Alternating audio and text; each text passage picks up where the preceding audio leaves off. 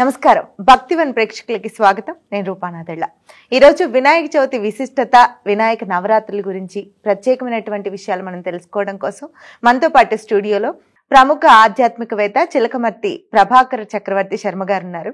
మాట్లాడదాం. నమస్కారం గురుగారు. నమస్కారం గురుగారు, వినాయకుడి విశిష్టత గురించి, వినాయక చవితి విశిష్టతల గురించి మా ప్రేక్షకుల కోసం ముందుగా భక్తివన్ ప్రేక్షకులందరికీ వినాయక చవితి శుభాకాంక్షలు. ఓం గణానా అంత్వా గణపతి గుమ్మవామహే కవిం కవీనా ఉపమస్తమస్తమం జ్యేష్ఠరాజం బ్రహ్మణాం బ్రహ్మణస్పత ఆనశృణ్వన్నోతిభిశ్చీ సాధనం శ్రీ మహాగణాధిపతయే నమః. శ్రీ గురుభ్యో నమః. హరి ఓం. వినాయక చవితి వైభవం లేదా వినాయక విశిష్టతకి సంబంధించినటువంటి భక్తివన్ నిర్వర్తించేటువంటి ఈ ప్రత్యేక కార్యక్రమం ఇలా చేస్తున్నందుకు ఈ ఛానల్ యాజమాన్యానికి ధన్యవాదాలు తెలియజేస్తూ, వినాయక చవితి మన యొక్క సనాతన ధర్మంలో, హిందూ ధర్మంలో చాలా ప్రత్యేకమైనటువంటి రోజు. సంవత్సరంలో మనకి అనేక పూజలు, వ్రతాలు ఉన్నాయి.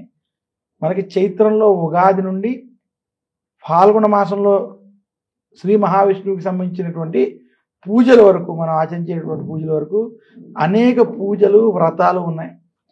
శ్రావణ మాసంలో వరలక్ష్మి వ్రతాలు, మంగళగౌరి వ్రతాలు కూడా ఉన్నాయి. ఎన్ని పూజలు, వ్రతాలు ఉన్నా హిందూ ధర్మాన్ని, సనాతన ధర్మాన్ని ఆచరించేటువంటి ప్రతి ఒక్కరూ చేసుకునేటువంటిది, చేయాల్సినటువంటి వ్రతం, పూజ ఏదైనా ఉందంటే అది వినాయక వ్రతం. అదే కాకుండా వినాయకుడు గణాధ్యక్షుడు, గణనాయకుడు. విఘ్నేశ్వరుని ఒక్కరిని పూజించినట్లయితే సకల దోషాలు ఆయన తొలగిస్తాడని, విఘ్నాలను తొలగిస్తాడని, మోక్ష ప్రదాత కూడా విఘ్నేశ్వరుడు. కాబట్టి వినాయక పూజ అంత విశిష్టమైంది. ఇదే కాకుండా ఏ పూజ చేయాలన్నా, వ్రతం చేయాలన్నా, ఏ శుభకార్యం చేయాలన్నా విఘ్నేశ్వరుని పూజ లేకుండా మనం ఏ కార్యక్రమం చేయము.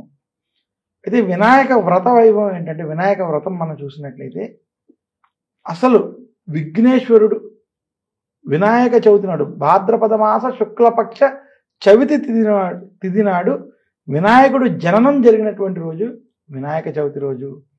ఈ రోజే ఆయనకి గణాధ్యక్షం కూడా రావడం.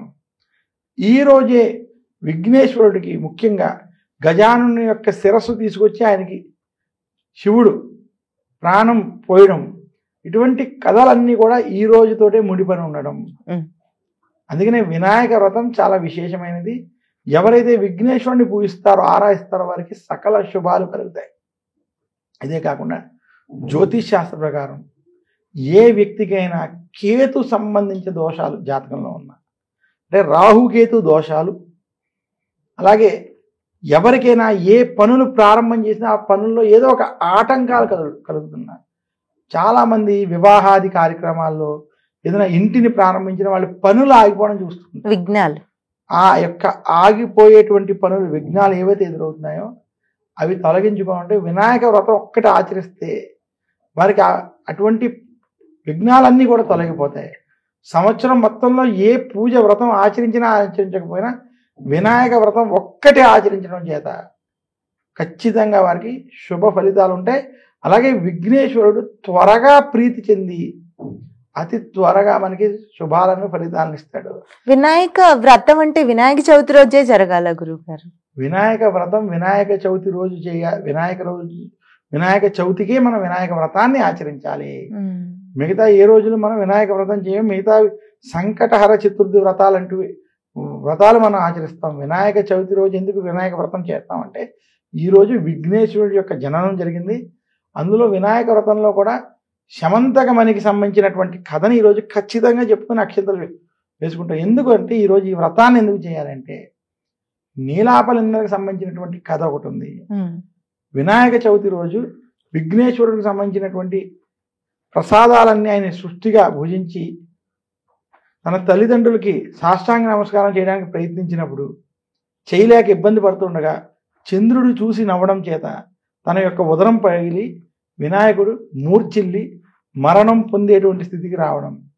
అది చూసి పార్వతీమాత చాలా దుఃఖితురాలై, నిన్ను చంద్రుణ్ణి ఈ రోజు నుంచి ఎవరు చూస్తే వారికి లీలాపనిందలు కలుగుతాయనేటువంటి శాపాన్ని ఇవ్వడం. ఆ శాప ప్రభావం చేత ఋషిపత్నులకి అగ్ని వారితో ఉన్నట్టుగా కనపడి అలా మాయారూపంలో కనపడి నీలాపనిందలు రావడం, ఇదంతా లోకమంతా కూడా నీలాపనిందంతో ఉండడంతో బ్రహ్మాది దేవతలు వెళ్ళి పార్వతీదేవిని ప్రార్థించగా నాకు నా కుమారుడు కావాలి అంటే వారంతా తిరిగి విఘ్నేశ్వరుడిని మళ్ళీ ప్రాణం వచ్చేటట్టుగా చేయడం. అప్పుడు ఆ శాపాన్ని వినాయక వ్రతం రోజు మాత్రమే ఎవరైనా చంద్రుని చూస్తే నీలాపనిందలు ఉంటాయి, మిగతా రోజులు ఉండవు అని అమ్మవారు మార్చడం. అలా ఈ కథ ఆధారంగా వినాయక వ్రత ప్రాధాన్యత మనకి పురాణాల్లో చెప్పడం జరిగింది.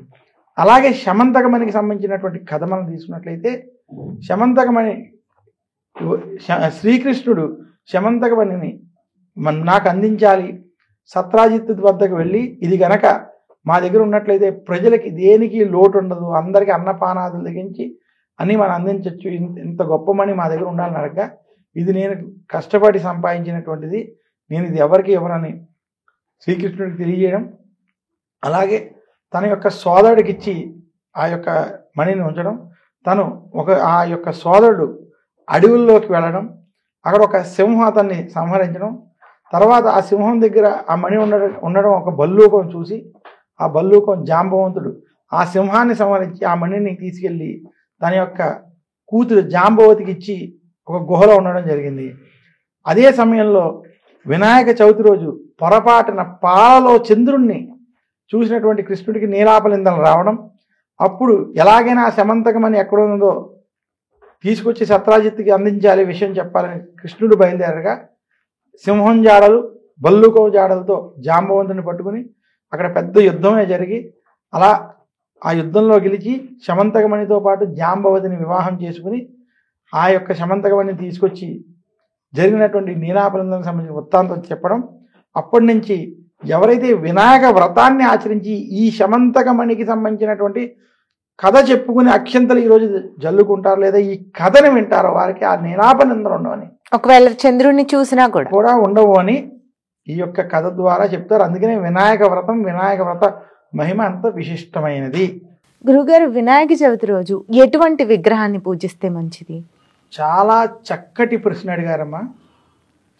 నేటి ఆధునిక సమాజంలో చాలామంది వినాయకుని యొక్క పూజ, వినాయక వ్రతం తెలిసి తెలియకుండా ఆచరించేటువంటి వాళ్ళు ఉన్నారు. అసలు మన సనాతన ధర్మంలో ప్రకృతిని పూజిస్తూ, ప్రకృతిని ఆరాధిస్తూ, స్వచ్ఛతని పాటిస్తూ ఏ పూజనైనా వ్రతాన్నైనా చేయమన్నారు. యత్ర స్వచ్ఛ తత్ర లక్ష్మి అని శాస్త్రం. అలాగా అసలు వినాయక చవితి పూజలో వినాయకుని యొక్క విగ్రహంలో చాలా నిగూఢమైన రహస్యాలు ఉన్నాయి. ఎందుకు అంటే భాద్రపద మాసం నదులన్నీ నిండిపోయి ఉంటాయి. అక్కడ ఆ నిండినటువంటి చోట కొంచెం బంకమట్టిగా ఉంటుంది. మనం అసలు వినాయకుని పూజించేటువంటి విగ్రహం మట్టితోటే పూజించమని శాస్త్రం చెప్పింది. ప్లాస్టర్ ఆఫ్ ప్యారిస్ వంటివి కావచ్చు, రంగులతో చేసినటువంటి విగ్రహాన్ని పూజించడం వల్ల వినాయక పూజా ఫలితం లభించదు సరి కదా, అది పాపము. నేను భక్తివన్ ప్రేక్షకులకి స్పష్టంగా తెలియజేస్తున్నాను, మట్టి విగ్రహాన్నే పూజించమని శాస్త్రం చెప్పింది. ఎందుకు మట్టి విగ్రహాన్ని పూజించమంది అంటే ఈ సృష్టి, ఈ మూల ప్రకృతి ఇవన్నీ కూడా ఒకే పదార్థం నుంచి వచ్చాయి. ఆ పదార్థం నుంచి సకల ప్రాణులు, జీవులు, మానవులు కూడా మనం అక్కడ నుంచే వచ్చాము. మళ్ళీ మన పని ఇక్కడ భూమి మీద ఇక్కడ అయిపోయిన తర్వాత తిరిగి అక్కడికే వెళ్ళాలి. ఇటువంటి నిగూఢ రహస్యం వినాయక విగ్రహంలో, వినాయక వ్రతంలో ఉంది. మనం విఘ్నేశ్వరుణ్ణి మట్టితో చేసుకున్నటువంటి విఘ్నేశ్వరుణ్ణి ఒకే చోట నుంచి మనం అంతా వచ్చామనేటువంటి భావనతో, భక్తి భావనతో తీసుకొచ్చి ఆయన్ని 3 రోజులు, 5 రోజులు, 7 రోజులు, 9 రోజులు, 11 రోజులు లేదా 21 రోజులు మీ యొక్క పరిస్థితి మనం పూజించుకుని వినాయక నవరాత్రులుగా విఘ్నేశ్వరుని పూజించి తిరిగి మళ్ళీ ఆ విఘ్నేశ్వరుణ్ణి మనం ఎక్కడి నుంచి అయితే వచ్చామో తిరిగి అదే చోటకి మనము చేరుకోవాలి. ఏదైనా ఇక్కడ ఉన్నది ఒకే పదార్థం. ఏ ఆత్మ అనేటువంటి పదార్థం నుండి మనం వచ్చామో తిరిగి అందులోనే ఐక్యమయ్యాలనేటువంటి నిగూఢ రహస్యం అనేటువంటివి ఈ యొక్క వినాయక వ్రతంలో ఉన్నాయి. అందుకనే మట్టి విగ్రహాన్ని పూజించాలి అని మాత్రం శాస్త్రం. ఎవరి దగ్గరైనా డబ్బు అధికంగా ఉందంటే, మీరైనా ఆడంబరాల కోసం పూజ చేసుకోవాలనుకుంటే వెండి విగ్రహంతో కానీ బంగారపు విగ్రహంతో కానీ పూజించి దాన్ని దానం ఇవ్వండి శాస్త్రం. పంచలోహాలతో చేసినటువంటి విగ్రహాన్ని పూజించమంది. అంతే తప్ప ప్లాస్టర్ ఆఫ్ ప్యారిస్ వంటి విగ్రహాలని పూజించకూడదు, ఆరాధించకూడదు. దానివల్ల ఎలాంటి ఫలితము ఉండదని తెలియజేస్తూ మట్టి విగ్రహాన్ని పూజించాలి. గురుగారు, మట్టి విగ్రహం పూజించాలని అన్నారు, మరి అది ఎంత పరిమాణంలో ఉండాలి? రూపగారు చాలా చక్కటి ప్రశ్న అడిగారు. మనం విఘ్నేశ్వరుని యొక్క వ్రతం చేసేటప్పుడు, వినాయక పూజ చేసేటప్పుడు, ఇంటిలో విఘ్నేశ్వరుని వ్రతం ఆచరించేటప్పుడు మట్టి విగ్రహాన్ని పూజించడం, ఆ మట్టి విగ్రహం మన అరచేతిని మించకుండా ఉండేటువంటి విగ్రహాన్ని పూజించాలి. ఆడంబరాల కోసం పెద్ద పెద్ద విగ్రహాలను పూజించకూడదు. ఎందుకు అరచేతికి మించకుండా ఉన్నటువంటి విగ్రహాన్ని పూజించాలి అంటే, మనం ఎంత విగ్రహాన్ని మీరు పెడితే అంత అనుష్ఠానం, అంత నివేదన, అంత హోమాలు, పూజలు వంటివి మనం ఆచరించాలి. నేటి ఆధునిక సమాజంలో మన పరిస్థితి రీత్యా ఇవన్నీ సాధ్యపడతాయని మనం చూసుకుని, మనకి వినాయక వ్రతంలో త్వరగా చక్కటి ఫలితాలు లభించాలి అంటే మాత్రం మట్టి విగ్రహాన్ని, అరచేతిని మించకుండా ఉన్నటువంటి విగ్రహాన్ని పూజించడం చేత విఘ్నేశ్వరుడి యొక్క అనుగ్రహానికి మనం ప్రాప్తులవుతాం. తప్పకుండా శుభ ఫలితాలు కలుగుతాయి. గురుగారు, వినాయకుడి విగ్రహం గురించి, దాని పరిమాణం గురించి చెప్పారు. మరి వినాయక చవితి రోజు వినాయకుని పూజ ఎలా ఆచరించాలో చెప్పండి. చాలా చక్కటి ప్రశ్న అండి. వినాయక చవితి రోజు వినాయక వ్రతం ఆచరించేటువంటి విధానం, నియమాలు మనం తెలుసుకుందాం. వినాయక చవితి రోజు ప్రతి ఒక్కరూ ప్రాతకాలం అంటే సూర్యోదయానికి పూర్వమే లేవడానికి ప్రయత్నించాలి. ఉదయమే లేచి ఆ రోజు తలస్నానం వంటివి ఆచరించాలి. ఇంటిని శుభ్రంగా ఉంచుకోవాలి. విశేషంగా వినాయక చవితి రోజు మామిడి తోరణాలతో ఇంటిని అలంకరించుకోవాలి. గుమ్మాలకి పసుపు వంటివి ఖచ్చితంగా రాసి కుంకుమ బొట్లు పెట్టాలి. ఇంటి సింహద్వారానికి ఓం వంటివి, స్వస్తిక్ వంటివి రాయడం చాలా శుభం. అలాగే వినాయక చవితి వినాయక వ్రతం ఆచరించేటువంటి ప్రదేశంలో ముఖ్యంగా తూర్పు, ఉత్తరం లేదా ఈశాన్య భాగంలో పీటని వేసి, లేదా పూజా మందిరం వద్ద కావచ్చు, ఒక పీటని వేసి దాని మీద ఒక వస్త్రం వేసి కొంచెం బియ్యాన్ని పోసి ఒక తమలపాకు పెట్టి ఆ మట్టి విగ్రహాన్ని స్థాపన చేయాలి. దానిపైన పాల వెల్లి కట్టి, ఆ భాద్రపద మాసంలో మనకి అనేక రకాలైనటువంటి పళ్ళు వస్తాయి, అవన్నీ కూడా ఆ యొక్క పాల వెల్లికి కట్టి అప్పుడు విఘ్నేశ్వరుని పూజించాలి. అందులో విఘ్నేశ్వరుని పూజించేటప్పుడు ముందుగా పసుపు గణపతిని పూజించాలి. చాలామంది వినాయక వ్రతంలో పసుపు గణపతిని పూజించరు. పసుపు విఘ్నేశ్వరుని ముందు పూజించిన తర్వాతే మట్టి విగ్రహాన్ని వినాయక వ్రతంలో ఇచ్చినటువంటి విధంగా పూజ చేయాలి. అలా విఘ్నేశ్వరుని మనం పూజించాలి. ఆ విఘ్నేశ్వరుని పూజించేటప్పుడు షోడశోపచారాలతో, అష్టోత్తర శతనామాలతో విఘ్నేశ్వరుని పూజించాలి. ముఖ్యంగా విఘ్నేశ్వరుని యొక్క పూజలో పత్రి పూజ చాలా ప్రాధాన్యం. మనం 21 రకాల ఔషధ గుణాలు ఉన్నటువంటి పత్రితో విఘ్నేశ్వరుని పూజించాలి. అందులో జాజీపత్రం పూజయామి, బృహదీపత్రం పూజయామి, దత్తూర పత్రం పూజయామి, అర్క్యపత్రం పూజయామి. ఇలా ఒక్కొక్క పత్రానికి ఒక్కొక్క ఔషధ గుణాలు ఉన్నాయి. ఇందులో కూడా ఒక నిగూఢమైనటువంటి రహస్యం ఉన్నది.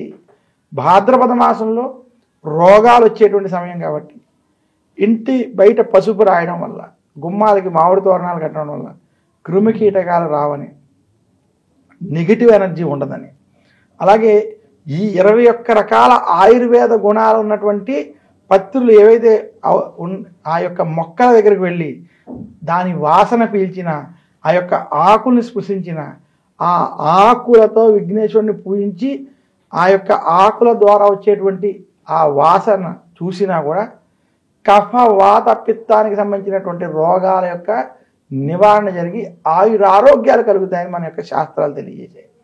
అందుకనే వినాయక వ్రతంలో ఇటువంటి నిగూఢమైన రహస్యాలు మన ఆరోగ్యానికి, దేహానికి సంబంధించినటువంటివి, ఆధ్యాత్మికానికి సంబంధించినటువంటివి, భక్తి తత్వానికి సంబంధించినటువంటి అన్ని రహస్యాలు ఉన్న ఏకైక వ్రతం ఏదైనా ఉందంటే వినాయక వ్రతం. అందుకనే వినాయక వ్రతాన్ని ప్రతి ఒక్కరూ ఆచరిస్తారు కూడా. మరి 21 పత్రాలు ఒకవేళ సిటీలో ఉన్న వాళ్ళకి అందుబాటులో లేవనుకోండి గురుగారు, అప్పుడు ఎన్ని పత్రాలతో చేస్తే మంచిది? ఇది చక్కటి ప్రశ్న. చూడండి, పూర్వపు రోజుల్లో ప్రతి ఒక్కరి ఇంట్లో ఈ ఔషధ గుణాలతో ఉన్నటువంటి మొక్కలు ఉండడం, అసలు ఈ పత్రాలు ఎంత ఎలా ఉపయోగించాలి, దేనికి ఏది ఔషధం అనేటువంటివన్నీ కూడా మనకి పూర్వపు రోజుల్లో ఇంజనీరింగ్ లేదా ఎంబీబీఎస్ చదవకపోయినా ఆయుర్వేదం మీద అందరికీ అంత అవగాహన ఉండేటువంటి రోజులుగా ఉండేవి. అయితే నేటి ఆధునిక సమాజంలో ప్రస్తుతం మనకి మార్కెట్లో పత్రి రూపంలో చాలా మటుకు ఉన్నటువంటి దొరుకుతున్నాయి. అలా దొరకని పక్షంలో మీకు తెలిసినటువంటి చోట్ల నుంచి మీకు ఉన్నటువంటి ఆ 21 పత్రాలు ఏవైతే ఉన్నాయో అవి వివరాల ప్రకారం తెచ్చుకోవడం ఒక పద్ధతి. కుదరని పక్షంలో ఏది దొరికినా ఆ ఉన్నటువంటి ఔషధ గుణాలు ఉన్నటువంటి వాటితోటి భక్తి శ్రద్ధలతోటి ఆ యొక్క వ్రతాన్ని నిర్వర్తించండి. ఇక్కడ భక్తి ప్రధానం. దానితోటి ఉన్నటువంటి పత్రితోటి కనుక మీరు భక్తితో విఘ్నేశ్వరుని పూజించినట్లయితే సకల శుభాలు కలుగుతాయి. గురుగారు, వినాయక చవితికి సంబంధించిన చాలా విషయాలు చెప్పారు. అయితే గణేశుని నిమజ్జనం ఎలా ఆచరించాలో చెప్పండి. భక్తివన్ టీవీ ప్రేక్షకులందరికీ అలాగే మీకు కూడా ఇది చాలా చక్కటి ప్రశ్న అండి. నేటి ఆధునిక సమాజంలో విఘ్నేశ్వరుని యొక్క నిమజ్జనం చాలామంది, అంటే వినాయక భక్తులు కావచ్చు, సనాతన ధర్మాన్ని ఆచరించేటువంటి వారు తెలియక చేసేటువంటి కొన్ని తప్పులు పొరపాట్లని ఈరోజు మీ ద్వారా సరిచేసేటువంటి ప్రయత్నం చేద్దాం. అసలు వినాయక నిమజ్జనం భక్తి శ్రద్ధలతో ఆచరించవలసిన ఒక గొప్ప కార్యక్రమం. వినాయక నిమజ్జనాన్ని ఆడంబరాలతో చెయ్యకూడదు. అసలు వినాయక నిమజ్జనం చేసేటువంటి వ్యక్తి తల స్నానం చేసి శుభ్రంగా ఉండాలి. వినాయక నిమజ్జనం చేసేటువంటి వ్యక్తి ఎటువంటి ద్రవ్యాలని తీసుకోకూడదు, ఎటువంటి ఆహారాన్ని తీసుకోకూడదు. ఆవాసం చేయాలంటే ఉపవాసంతో ఉండాలి. ఒకవేళ అతనికి ఏదైనా కొంచెం ఆకలి వేసిన విఘ్నేశ్వరుడికి సమర్పించిన ప్రసాదాన్నే స్వీకరించాలి. ఏది పడితే అది తాగేయడం, ఏది పడితే అది తినేసి, ఎక్కడ పడితే అది తింటూ, ఇష్టం వచ్చినట్టు మాట్లాడుతూ చేసేటువంటి నిమజ్జనం వినాయక నిమజ్జనం కాదు. ఆడంబరాల కోసం విఘ్నేశ్వరుని నిమజ్జనం చేయకూడదు. మట్టితో చేసిన విగ్రహాలను ఏదైతే పూజించామో వాటినే నిమజ్జనం చేయాలి. విఘ్నేశ్వరుని నిమజ్జనం చేసేటప్పుడు విఘ్నేశ్వరుని యొక్క నామస్మరణ, ఓం సుముఖాయ నమః, ఓం ఏకదంతాయ నమః, ఓం కపిలాయ నమః, ఓం గజవక్రాయ నమః, ఓం పాలచంద్రాయ నమః అని వినాయకుడిని యొక్క నామస్మరణ చేస్తూ చేయాలి. లేదా ఓం గం గణపతి నమః అనేటువంటి విఘ్నేశ్వరుని యొక్క మంత్రం ఒకటి చెప్పుకుంటూ విఘ్నేశ్వరుని నిమజ్జనం చేయాలి. వినాయక నిమజ్జనం చేయడానికి వెళ్ళేటువంటి వారు చెప్పులు కూడా ధరించకూడదు. ఎటువంటి ఆహారాలు లేదా ఎటువంటి వాటిని స్వీకరించకుండా భక్తి శ్రద్ధలతో ఆ నిమజ్జనాన్ని చేయాలి. అలాగే వినాయకుడిని నిమజ్జనం చేసేటప్పుడు పత్రిని విఘ్నేశ్వరుని తప్ప మిగతా దేనిని నిమజ్జనం చేయమని ఎక్కడా శాస్త్రం చెప్పలేదు. ఏది పడితే అది నదుల్లో వేయకూడదు. ఈ రకంగా ఎవరైతే విఘ్నేశ్వరుని యొక్క నిమజ్జన కార్యక్రమాన్ని ఆచరిస్తారో వారికి శుభ ఫలితాలు కలుగుతాయి. ఇంకా రెండోది, విఘ్నేశ్వరుని నిమజ్జనం చేసేటప్పుడు ఎక్కడ మనం ఇది చెయ్యాలి అంటే సముద్రంలో కానీ, ఏదైనా తటాకాల్లో కానీ, నదులలో కానీ ఆచరించాలి. ఏ కోశానైనా ఆ ప్రాంతాల్లో ఏ నదులు లేకపోయినా, సముద్రం లేకపోయినా, మీకు దగ్గరలో అందుబాటులో ఏమీ లేకపోయినా, లేదా కొన్ని అక్కడ నియమాలు ఉన్న అటువంటి వారి కోసం మీరు ఇంటిలోనే ఏదైనా కొత్త కుండ కానీ, లేదా ఒక బిందె కానీ, లేదా ఒక కొత్తగా ఎప్పుడు వాడనటువంటి ఏదైనా ఒక బకెట్ తెచ్చి, కొత్త బకెట్ తెచ్చి అందులో శుద్ధ జలాలను పోసి పసుపు కుంకుమ వంటివి అందులో వేసి ఆ యొక్క మట్టి వినాయకుడిని అక్కడే నిమజ్జనం చేసి పూర్తిగా ఆ కార్యక్రమం అయిన తర్వాత ఆ యొక్క నీటిని మొక్కలకి, అంటే కొబ్బరి మొక్క, మామిడి మొక్క, తులసి మొక్క వంటి వాటికి, అశ్వత్థ మొక్క చెట్లు వంటి వాటికి ఆ యొక్క నీరుని మనం సమర్పించి ఆ విఘ్నేశ్వరుడికి నమస్కరించి ఒక శాస్త్రబద్ధంగా భక్తి భావంతో భక్తి శ్రద్ధలతో ఆచరించవలసినటువంటి కార్యక్రమం వినాయక నిమజ్జనానికి సంబంధించినటువంటి కార్యక్రమం. గురుగారు మా భక్తివన్ ఛానల్కి వచ్చి ఎన్నో ఆధ్యాత్మికమైనటువంటి విషయాలు, మాకు తెలియనటువంటి సత్యాలు చెప్పారు. ధన్యవాదాలు గురుగారు. నమస్కారం అమ్మా. సో ఇదండి ఈనాటి వినాయక చవితి ప్రత్యేకమైనటువంటి కార్యక్రమం. మరొక కార్యక్రమంలో మళ్ళీ కలుసుకుందాం. నమస్కారం.